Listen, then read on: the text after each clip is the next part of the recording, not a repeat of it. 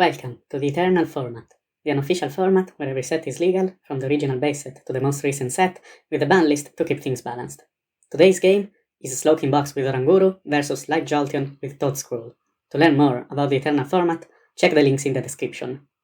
Up first, we're going to be looking at Slowking Box. The star of the show here is a Slowking's CEC Inspiration attack that for 1 Psychic and 1 Colorless discards the top card of your deck. And if that card is a Pokemon that does not have a rulebox, it essentially copies one of that Pokemon's attacks.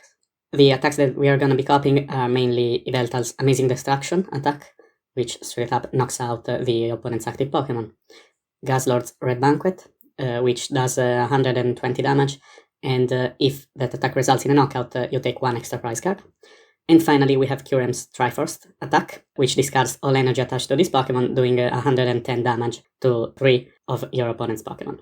The way we are going to power up CEC Inspiration is either with Double Rainbow Energy, which is a special energy card which can only be attached to an evolved Pokemon which is not a Pokemon EX, providing 2 energy of any type, but reducing the damage of attacks from that Pokemon by 10. So Red Banquet is actually going to do 110, and Triforce is actually going to do 100 to 3 Pokemon. And the other way we can power up CEC Inspiration, if the Stadium Dimension Ball is in play, we can power it up just by attaching a single basic Psychic Energy. The last piece of the puzzle is how do we control the top card of our deck, and the answer is we use Oranguru's Primate Wisdom ability, which once during your turn allows you to switch the top card of your deck with one of the cards in your hand. Now, this is still a draft. I'm still working on this list, and you will notice that this list does not have any VS Seekers.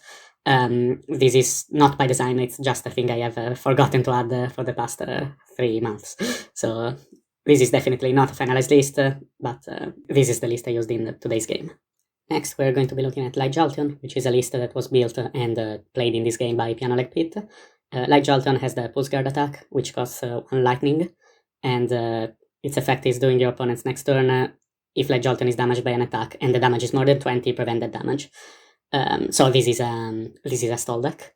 Light Jolteon can be put into play on turn 1 because of Eevee's Energy Evolution Pocket Power, which says whenever you attach an energy from your hand to Eevee, you may search your deck for a Pokemon which is of the same type as the energy you attached, and that evolves from Eevee, and you can put it onto Eevee to evolve it right away.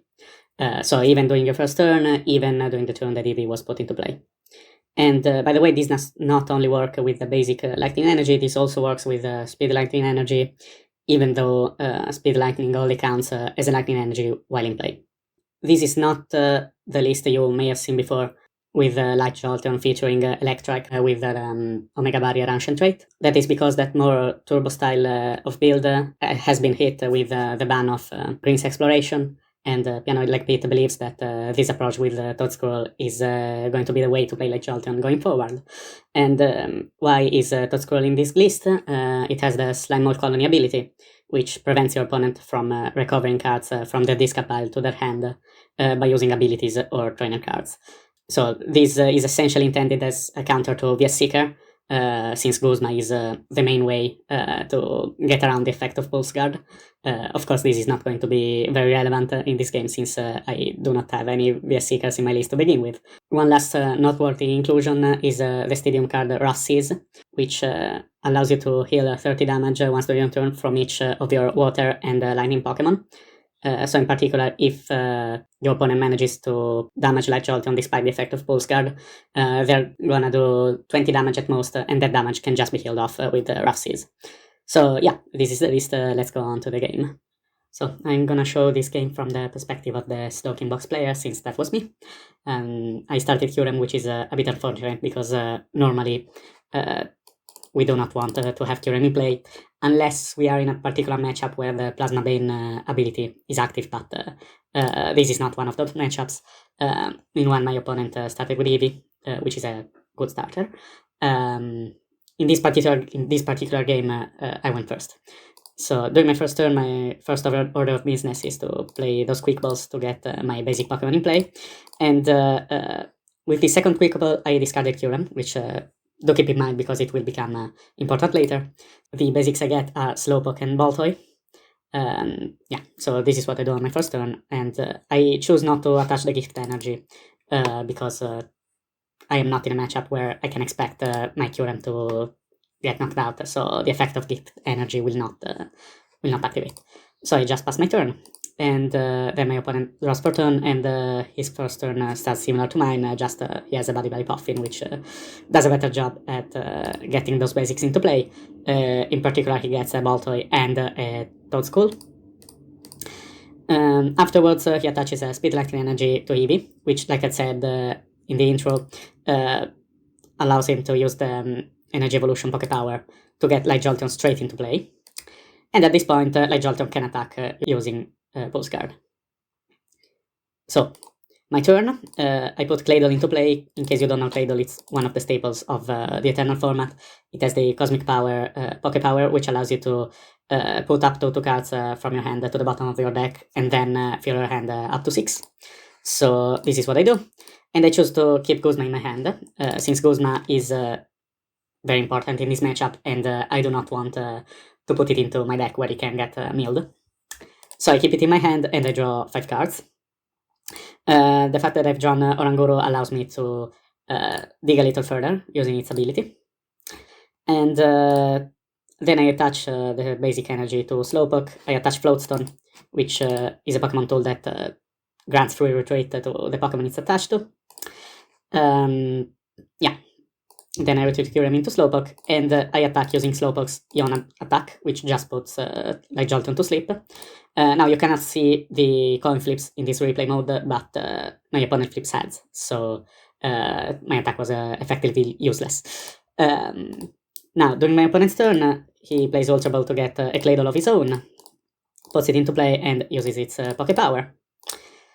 Then he gets Manaphy into play. In case you don't know Manaphy, it has an ability that prevents all damage done to your bench Pokemon by attacks from your opponent's Pokemon. So, in particular, if I were to attack with Kyurem now, I can only hit the active. Then he plays Peonia, which is a supporter that allows you to get access to your prize cards, basically. And yeah, so the effect of Peonia resolves. Afterwards, he finds another Buddy-Buddy Poffin, so he gets 2 more basics into play. Then he plays Hyper Aroma, which is the aspect of choice in his deck. Hyper Aroma allows you to search there for up to 3 Stage 1 Pokemon, reveal them, and then put them into your hand. And the Pokemon he gets with this Hyper Aroma are Light Jolteon and Toedscruel. One of those Toedscruels can be put into play immediately, since that Toedscruel was put into play last turn. So now the Slime Colony ability is active. Again, I do not play Versus Seeker, so this is not important. And finally, he attacks again with Pulse Guard. So now I draw for turn. I choose to evolve my active into Slowking, and then with Claydol I just put Azelf to the bottom of my deck, keeping Guzma and Prime Catcher, which essentially has the same effect, and so similarly I want to keep it around. Now, with Claydol I find Luxury Ball, which is another staple of this format. It is essentially a Master Ball. It allows you to search the deck for any Pokemon, excluding Pokemon level X, but most decks do not play it. And you show it to your opponent and put it into your hand. The caveat is that you can only play Luxury Ball if you do not have any Luxury Ball in your discard pile. So most Eternal decks will have exactly 1 copy of Luxury Ball. So yeah, it is basically a free Master Ball that does not take your Aspec slot. And yeah, I also found a double Rainbow Energy, so I attached that to Slowking. And with Luxury Ball I get the Guzzlord. So now my plan is to take out Manaphy using Guzzlord's Red Banquet. I drag Manaphy into the active spot with Prime Catcher, retreat again Kyurem, and put Guzzlord on top of my deck with Oranguru. And then I attack with Seek Inspiration, knocking out Manaphy and taking 2 prize cards. Now, it's my opponent's turn. That Light Jolteon came into play normally, just a normal evolution from hand, and same with that Toedscruel. Claydol finds Speed Lightning Energy, whose effect, in case you're not familiar with it, is when you attach it to a Lightning Pokemon, you draw 2 cards. So that's what happens. And then my opponent plays Team Rocket's Handiwork. which says flip 2 coins, and for each head, discard 2 cards from the top of your opponent's deck.